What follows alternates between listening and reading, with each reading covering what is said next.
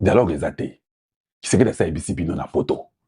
Ne suivez pas ce que les journalistes vous écrivent des traîtres de la nation congolaise. Je vois quelques inutiles, je dis bien les inutiles qui s'appellent Congolais dans les médias, dans les X qu'on sort là-bas. Je ne vous calcule même pas. Vous devez me calculer, moi. Ce qui est important, non? Donc, j'ai déjà tourné la carte. Vous devez suivre ce que moi je dis. Moi, je ne sais pas ce que vous dites. Donc, c'est très important que vous puissiez comprendre que la carte est tournée. Nous sommes clairs avec vous là. On ne peut pas dialoguer avec des génocidaires qui ont tué tout un peuple. Ça, ce n'est pas un discours de haine. Donc, vous venez tuer des Congolais et vous espérez que nous devons causer avec vous. Et quand je viens, je dis que ça n'arrivera pas. Oh, regardez, c'est inconscient. C'est vous qui êtes inconscient, très mal éduqué, de la mauvaise qualité que vous êtes. Quels Congolais êtes-vous comme des amorphes? On tue vos frères, on tue vos mamans. Vous venez nous dire que non, nous devons aller au dialogue. Dialogue avec qui? Vous dialoguez avec ceux qui vous ont violés et vous pensez que nous devons continuer à vivre comme ça? Tshisekedi était clair dans son langage. Je vous l'ai dit, moi c'est le Congo ou rien. Je suis de la race des radicaux. Je ne négocie pas sur la paix du Congo. Et je le dis, et je suis fier de le dire. Je suis confident de ce que je dis. Que tu le veuilles ou pas, on s'en fout de ta stupidité. On s'en fout de ta sorcellerie. Homme inutile ou femme inutile sur la terre. Il ne fallait même pas que vous puissiez naître parce que vous êtes inutile. On n'a pas besoin de vous. Avec vos petites tweets que vous écrivez inutilement, avec vos petites histoires, vous voulez manipuler le peuple. Il n'y a pas de dialogue. J'ai déjà dit ça et je répète pour que ça entre dans les oreilles. C'est ça mon émission d'aujourd'hui. Ce qu'il a dit en Belgique, il a dit que lui ne fera pas de ce dialogue-là. Vous ne venez pas vous tuer les gens à Bunagana, vous tuez nos frères et sœurs dans les Goma, dans les Bukavu, dans les Rutshuru, dans les Massissi, à Nyabion de chez moi. Vous tuez les gens dans les Rutshuru et les Lirangongo. Vous tuez les gens à Fizi et dans Ouvira. Vous tuez 20 millions. Vous massacrez tout un peuple. Et vous venez que nous puissions faire un dialogue avec vous. Nous n'allons pas participer de ce dialogue-là. Ce dialogue-là, nous n'allons pas participer. C'est un dialogue diabolique et nous disons non. Vous pouvez tout dire. Moi, j'ai un mental d'acier. Ça ne me fait ni chaud ni froid. Il y a un individu là, dans mon X, là, moi je suis sur @kalonji.tv, c'est ça mon adresse sur X. Hein. La personne vient là-bas, en dessous, il y a on a commis pour dénoncer les massacres des Congolais, dénoncer les génocidaires, dénoncer les régimes sanguinaires de Kagame. La personne vient en bas, azotia emoji, yamboa, atie mboa na sekuna, pour dire que hein, nous mangeons les chiens ou la rage des chiens, c'est pas un problème. Je suis très content d'ailleurs. Maintenant, moi aussi, j'ai répondu. Moi, j'ai mis emoji ya ngulu, et puis ya namakaku. Je vois que tout le monde est content de ce que moi j'ai mis, que ce que lui a dit. Yo tie yamboa, na boite. Ngana tira ngulu na makaku. Tout le monde est en train de rire et tout le monde est content. Maintenant, toi, tu commences à regretter. Je te dis, hein, moi, il n'y a rien qui bouge ma croyance. Il n'y a rien qui bouge ma conscience. Vous ne savez pas d'où je viens et ce que je fais et ce que je suis. Vous n'avez pas l'idée. Je peux vous garantir que vous êtes tellement distrait que vous ne savez pas qui vous parle. Je ne bouge pas pour des stupidités. Je ne bouge pour rien. Je dis bien, nous, c'est le Congo ou rien. Donc, sachez que moi, ça ne me fait ni frais ni choix parce que c'est quelque chose que je ne connais pas. Donc, vous pouvez dire ça. Ça vous fait peut-être du bien à cause de votre haine. La haine que vous avez peut-être tétée au sein maternel de votre maman. C'est normal. Vous pouvez être haineux. Je comprends. Continuez à parler. Le Congo ne va pas négocier avec ceux-là qui ont tué nos familles. Je suis clair. Donc, si on vient vous dire que Tshisekedi anti dialogue en Angola, ce sont des bêtises. Tshisekedi n'a pas accepté des dialogues en Angola. Et puis, j'ai une question à vous poser. La question que je vous pose est que vous avez dit que vous serez à Kalemi, non? Ok. Vous avez dit que vous contrôlez l'Est du Congo, n'est-ce pas? Oui. Pourquoi vous voulez le dialogue? On n'a pas question. Voilà comment vous êtes stupide. Pero Loire est venu un jour nous dire que Tshisekedi veut le dialogue en Ouganda, c'est pourquoi il va voir Museveni en Ouganda pour le dialogue. Je vous avais dit que c'était faux. Maintenant, après 11 mois de ce que Pero avait dit, il y a eu un dialogue avec l'Ouganda. Vous ne voulez pas seulement nous croire. Je vous dis, j'ai la carte de ce qui se passe présentement. Peut-être je ne vous dis pas tout. Il n'y a pas de dialogue. Donc, allez-y dormir, mangez des foufous et soyez tous d'un seul côté pour dire non aux génocidaires. Ça, ce n'est pas un discours de haine. Ça, c'est un discours de colère que tout Congolais devrait avoir. Si on a tué 20 millions de Congolais, vous ne venez pas nous expliquer une histoire.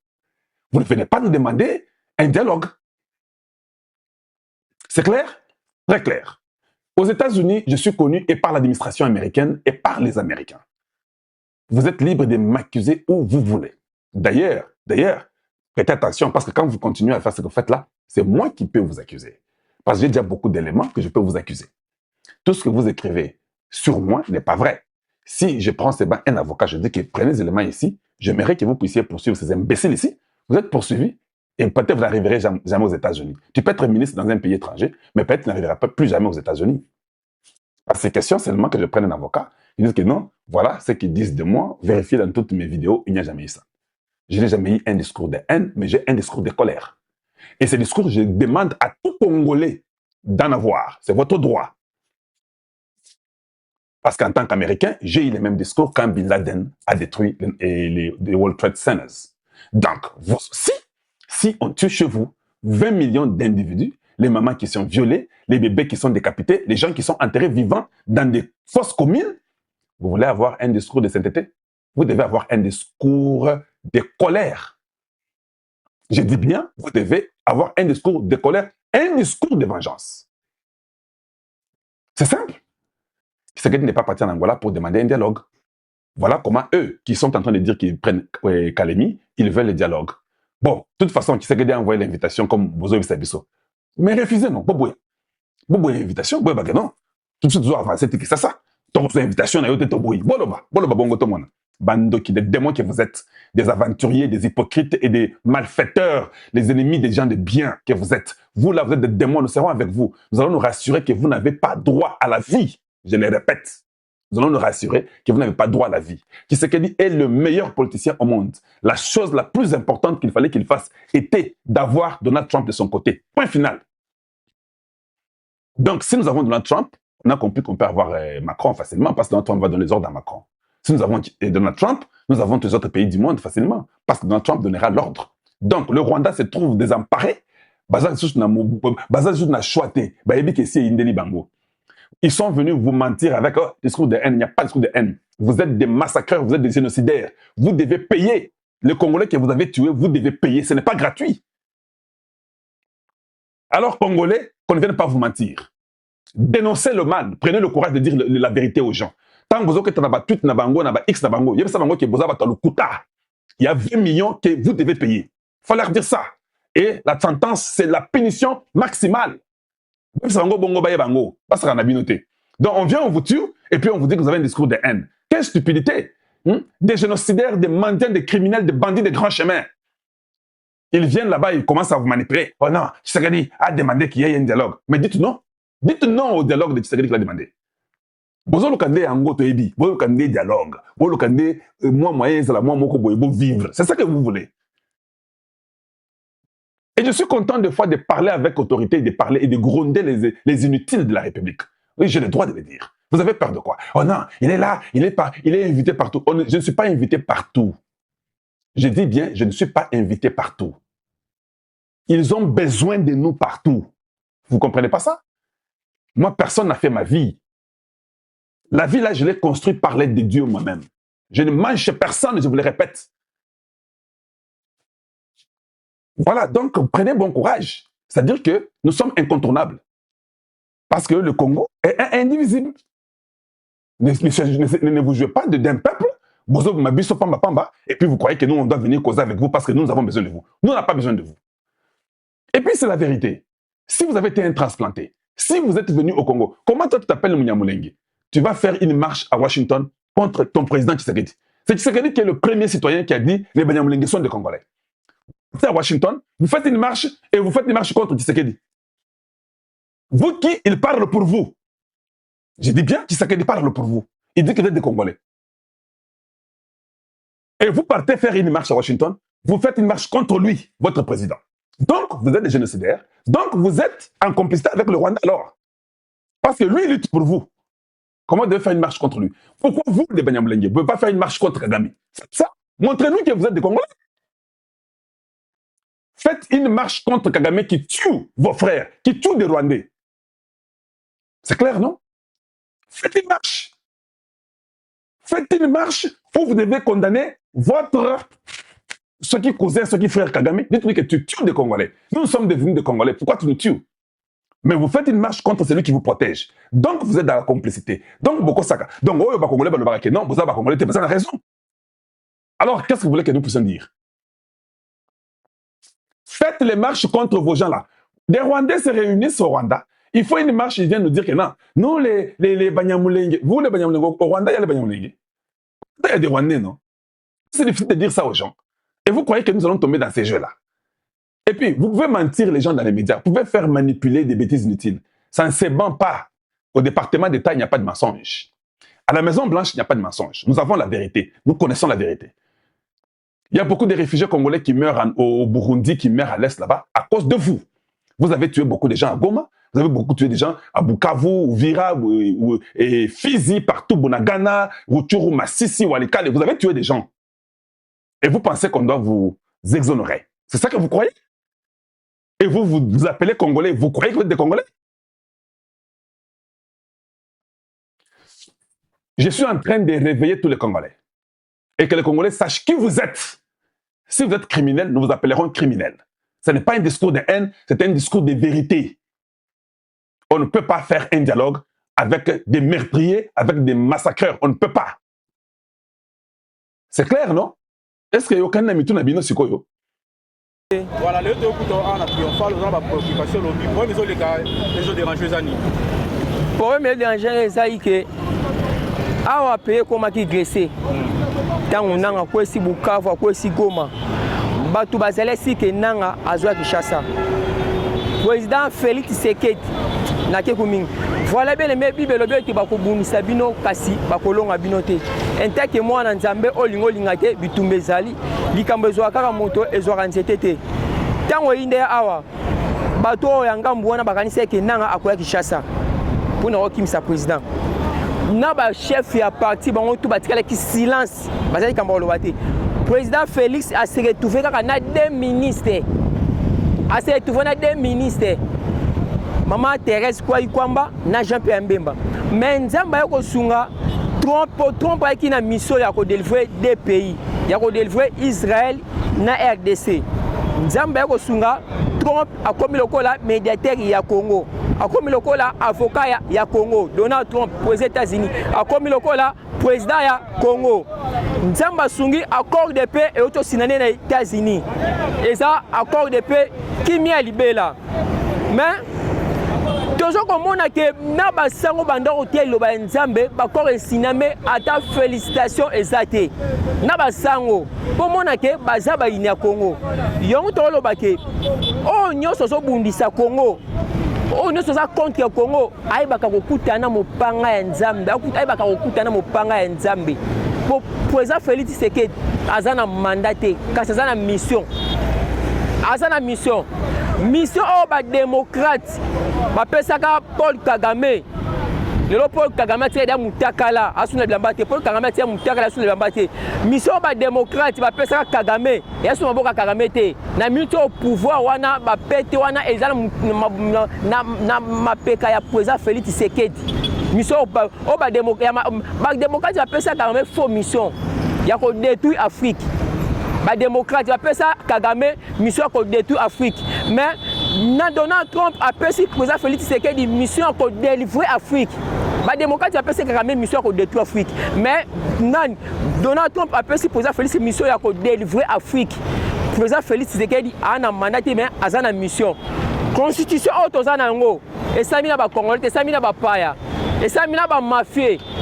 Et ça mina ba mafia constitution tozana ngo et ça mina ba mafia et ça mina ba paya ndenge za ba kite o mata tozo changer yango président na constitution na yo o aselelaka tozo changer constitution oyo soko boy kende Brazza pour Brazza za pays oyo France a colonisé pour France a munguna na biso pour France etongama na minerai ya ba Congolais France etongama na minerai ya ba Congolais Sassou Nguesso aza pays Brazza Congo Brazza ngam eza pays au ba français ba coloniser Sassou aza munguna na biso Sassou Nguesso amwe biso munguna na biso eza Kagame munguna na biso ya Museveni munguna na biso eza sasungesu o angambu o to soza système lisu likola lisu yonto ndo ba kemiko to système lisu likola lisu lokola ba déjà lokola ba DG mi wana tout ba ezalongo ba passoir ba ta régime passé bata régime passé ba frontière wana tout wana mikoto sama système lisu likola lisu contrôler muto apembe na yo tela na muto liboma wana o mona o muto liboma wana lisu likola lisu pona ba calamité to changer constitution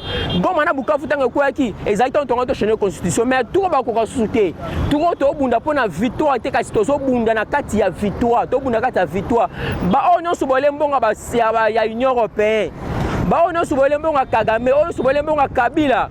Boye ba ke réclamation ko landa bino génération en génération. Le ko bolé mbonga ba étranger pour trahir nation. Est-ce que ba ke Tshisekedi ba démocrate ba no benge monstre. Président Tshisekedi. Ba démocrate ba no benge monstre. Bo ba ta régime passé. Tant ou Trump azonga na pouvoir, ba bia Tshisekedi le ko la kenazi, Trump aza contre Tshisekedi. Babiku ndenge zana Joe Biden avalonga na pouvoir Tshisekedi alonga fulikosa bosa Joe Biden ndeba batanga mbwana baloba Joe Biden ancien président États-Unis Joe Biden babaki avalonga na pouvoir Tshisekedi mto alonga mais Joe Biden alonga na pouvoir Tshisekedi azaka na pouvoir Tshisekedi mutu papa na Rome atikele kit papa na Rome atikele Tshisekedi kit esala mate pour les États-Unis kutu papa na PC kit te mais Tshisekedi papa na Rome PC kit bon comprendre tate ba démocrate ba sali tout pona mwanga chouchou ba bisi Tshisekedi tika mwanga chouchou boy ancien président des États-Unis so Bill Clinton non Bill Gates ala so 4 jours na Congo Brazza pona mutu mwanga chouchou ba Sarkozy na Congo awa pona mwanga chouchou Tshisekedi bisi ka fona misa mwanga chouchou bo bimislanga Kadhafi nani Macron aye awa Macron esilité Macron tant Tshisekedi a coincé spirituellement et physiquement Macron président France ameli champagne na bandali na fali Macron ameli champagne na bandali na fali tant Tshisekedi a coincé Macron président France ameli champagne te ameli prémisse président France na fali bon comprendre date Tshisekedi ana mandaté ana mission mais moi ba ke ba on so bolé mbongo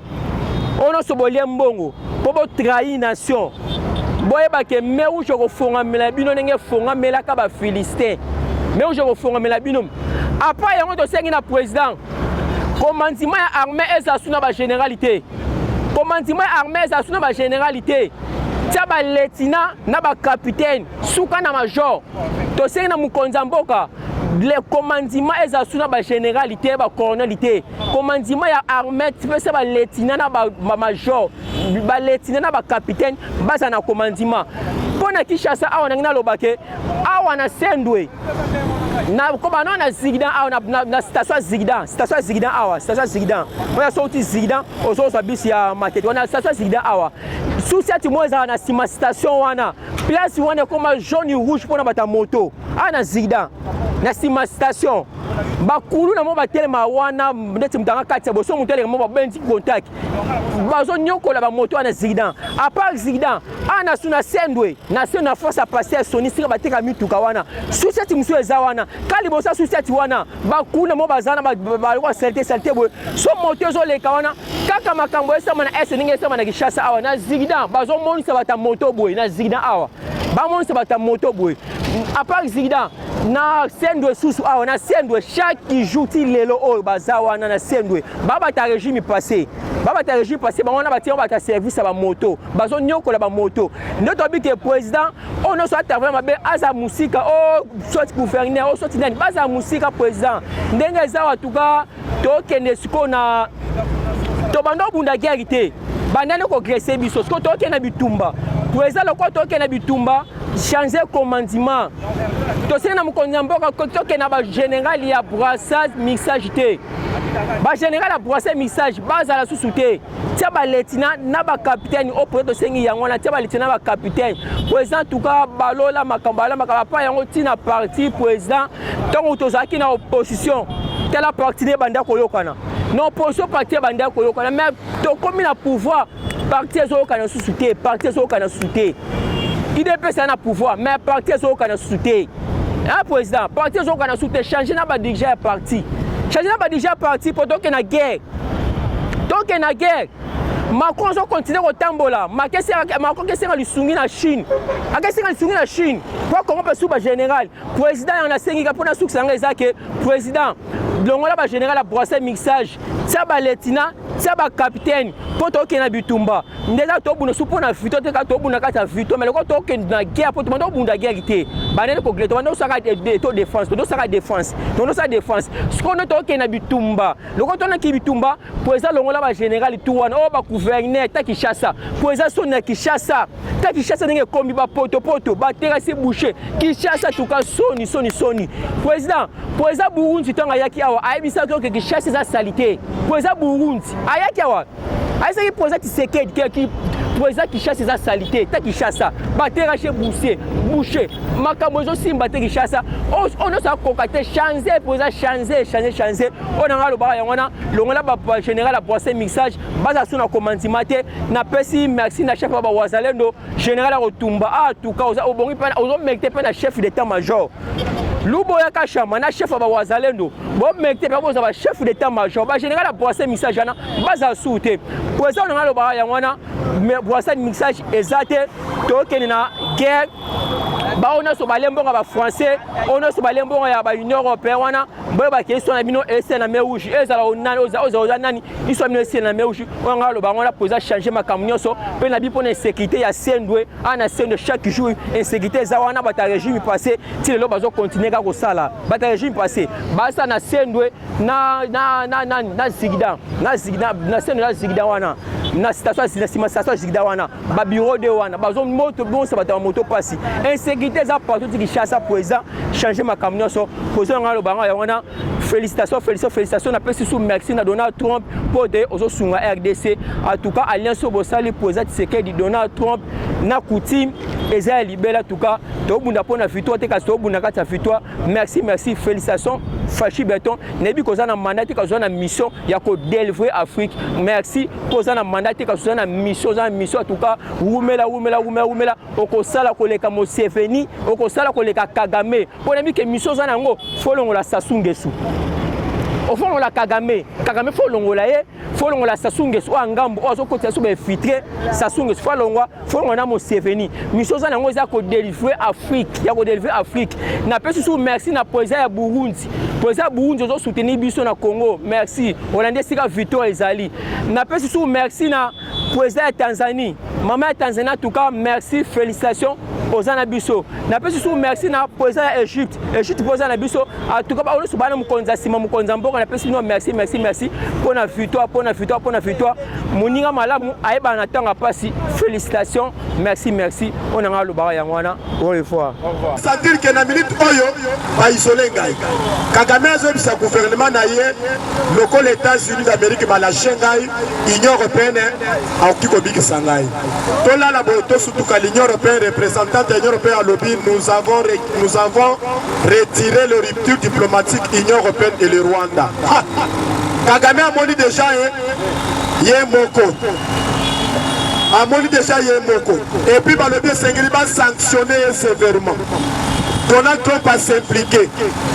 Alors avant d'attaquer Kagame et Sengeli qui n'a déstabilisé ma moyenne à Enyonso. Il y a moins de boyoka qui baille sur le plan de financement. Les États-Unis d'Amérique m'a verrouillé. Oui, pas désactivé. Na Kabila, na bango nyonso. Kabila ya mwana azolela. Moyen ya nazo alisusu bongo na kozango wapi. Awa kingakati verrouillé. Je l'aime verrouillé. Kuna kashamata nyonso wana eza toujours verrouillé. Maintenant, président Tshisekedi Atali a émis la chimie puisque ça a été chaud. Président Bado va continuer à faire Uvira. Tout ça, la ligne de attaquer Rwanda. Président le Binda chimie. Kangaka ka frontière, comme moi, moi, attaquer puisque Bituma Oyo, Sokyo Kotiango, Okomonango Makambo. Tout ça, la Kaka Tosim, c'est Kagame touche. La chimie a exécuté à Kangi territoire Nyons. A Kangi Banzela Nyons, Kagame a l'ingaki à Kota. Puisque na Uvira, c'est Kagazela Moko. Yamadele na Laka.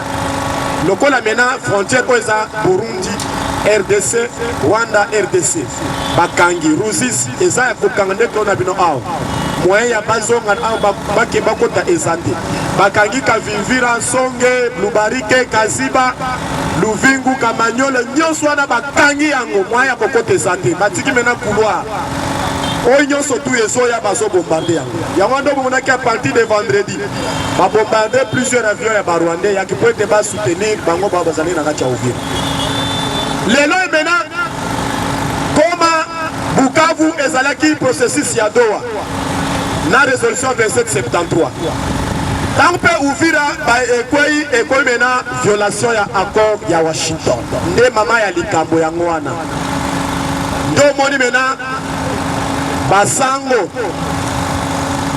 opposant na oyo nyonso tu s'impliquer bandeko na ngai bakokanga bango soit barwandais bakoboma bango puisque Kagame mokolo alobi après koyoka retrait ya bato na ye nyonso na Congo Kagame alobi nanga avec ses équipes m'ont trahi mais je vais prendre toutes les décisions pour faire l'état de nuire tout ceux qui m'ont trahi, c'est-à-dire que nanga bakoboma bango l'exemplaire est bandaki depuis Paluku Magloire oyo mena a trahir bango yango ndo moni lelo inanga baza na kati ya réunion Satan akoteli bango mutu akotuna moninga azate tokokende wapi bilobe si déjà ebimi tant pe balobi ke babima sol congolais eza ke Uvira yango moko te puisque eza bakombata mosusu bazoyoka kaka Uvira eza Uvira yango moko te balobi toute localité tout territoire national ya Congo bisika nyonso ba RD ba M23 bazali babi eza Uvira yango moko te bandeko yango ndo moni Kagame akanisaki ke ambongo akosala soutenir ye puisque bomonaki son portion oyo ambongo abimaki lokola représentant ya Afrique centrale ezalaki pamba te ezalaki plan bien préparé par Kagame aponi ambongo de façon que ambongo bamobiliser mbongo 800 millions de dollars bapesi ambongo de façon que a créé conflit entre les Congolais conflit ethnique yango bomanda komona ambongo alobi tout faut ça la pacte wana ezalaki ke ezala na conflit entre nous les Congolais nous-mêmes yango ndo moni ambongo abanda okende esengeli ke dialogue inclusif wana eza que tous les couches que ça soit rebelle, que ça soit nyonswana, pas en akati ya dialogue. Président Tshisekedi pe ya lobby dialogue et que ça les maté. Dialogue ça kaka ba congolais, oh yo mena des pères et des mères. Caméra tellement lobby et c'est dialogue inclusif. Ah, comme ça comprendre muto ya sa traite. Dialogue ça. Les lois maintenant en Mongo incapable de condamner Kagame par rapport à l'île, puisque Kagame va mobiliser Kimbongo de façon que va montrer moyen à côté maintenant conflit. Et s'imiter. Les lois Kagame a le but, surtout va trahir Ngai. Na kosala bango moyen nyonso na faire état de nuit. Bakokende wapi. Puisque président Tshisekedi a le but, d'ici 2026, il y aura maintenant l'ouverture à Goma, Bukavu, Nord Kivu, Sud Kivu. 5 milliards de dollars. Avant, il y aura maintenant les arrestations de toutes les parallèles administrations et M23 AFC. Kobanda Bamongo, Bangonyos Bakokangama. Bomonaki Leloyo, Chadari Azolela, Namitoyo Azana Cavale ya cyberdéfense. Sauvons le Congo. Yewana Azana Cavale ya cyberdéfense. Bango Bazala qui mena copie à Kebakot Saba M23, Bakot Saba Rwandais, Bakot Siba Rwandais. Yawana Babana Monake. Tshisekedi a faible. Les lois n'attendent service de renseignement cyberdéfense criminelle. Bakei Bakangi, les lois maintenant Chadari, Bakei Nayi. La milito Chadari et Sengeli qui assemble. Les lois maintenant dossier, il y a Kamwina Sapou, la Mesa. Dossier, il y a Oignon surtout Baboma qui les deux experts. Ils ont déjà la Mesa. Vous voyez bien que Bakomi Kokanga Moko Namo. Peut-être que c'est le moment de Makassi, peut-être yango wana na ebisibino ke le sambo efutaka pa voyage ya Tshisekedi yango efuti yango na ebisaki bino ke kopesa mokonzi ya mboka kotia ye maboko kopesa ye confiance tozala na koyimayima te puisque bakombata ebele bazala na koyima maïma par rapport à chute ya Uvira. Or chute ya Uvira c'est la chance pour nabiso peuple congolais. Peut-être c'est que baboko makasi bango na ngai. Na tondi samina esengo. Kagame yoki kaka appel président vice-président ya États-Unis d'Amérique. Monsieur Kagame, n'est-ce pas que vous êtes au courant? Oui, bah, parce que 2 avertissements pour les États-Unis d'Amérique. Oui, je suis au courant. Mais aujourd'hui, par disposition, n'engeni pour la retraite dans le Congo. Kagame a raisonné pendant 30 minutes pour azongisa les sous question. A ébissé les sous le col a quitté.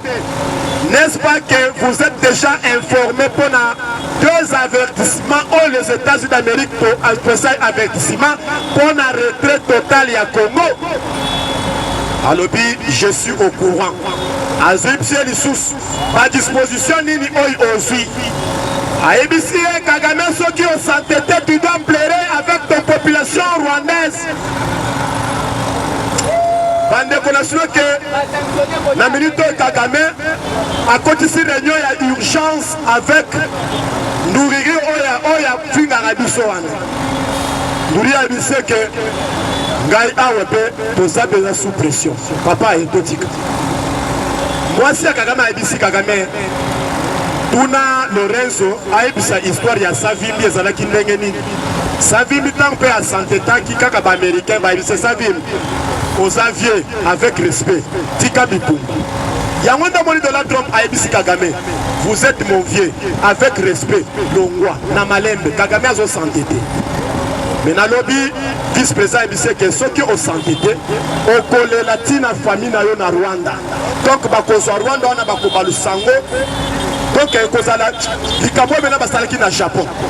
Puisque la minute de président Tshisekedi, le col mena ba américain va comprendre que awa mena toutes les minéraux stratégiques sera géré par les Américains. Aucun pays est koya awa koya ko signer ba partenariat sans pour autant passer dans la Maison Blanche. On a Chine abakenda ki na